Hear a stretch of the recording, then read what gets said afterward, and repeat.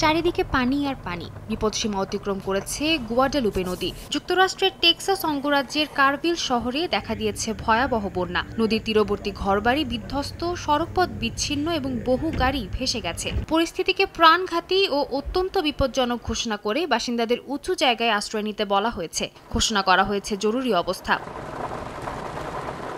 আবহাওয়া সংস্থা জানায়, ইতিহাসের দ্বিতীয় সর্বোচ্চ উচ্চতায় পৌঁছেছে নদীটির পানি। স্থানীয় শেরিফ কার্যালয় জানায়, বন্যায় একাধিক মৃত্যুর ঘটনা ঘটেছে, তবে সংখ্যা এখনও নিশ্চিত নয়। কারভিলের কর্তৃপক্ষ নদীর ১০০ গজের মধ্যে বসবাসকারীদের অবিলম্বে সরে যেতে বলেছে।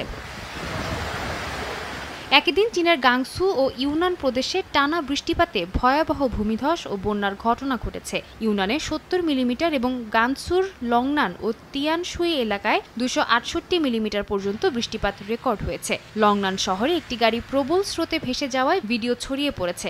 বন্ধ হয়ে গেছে অন্তত ১১টি সড়ক। রাশিয়ার সেন্ট পিটার্সবার্গে শতাব্দীর ভয়াবহতম ঝড়ে আহত হয়েছেন কয়েকজন। ক্ষতিগ্রস্ত হয়েছে গাড়ি ও বাড়িঘর। নেভা নদীর পানি ১.৮ মিটার বেড়ে যাওয়ায় চালু করা হয় বন্যা প্রতিরোধ ব্যবস্থা। বাতাসের গতিবেগ ছিল ঘন্টায় প্রায় ৯০ কিলোমিটার। উপড়ে গেছে শতাধিক গাছ। বন্ধ করে দেওয়া হয় পার্ক, জাদুঘর সহ সব ধরনের জনসমাগমস্থল। সাদিয়া তাসনিম, সময় সংবাদ।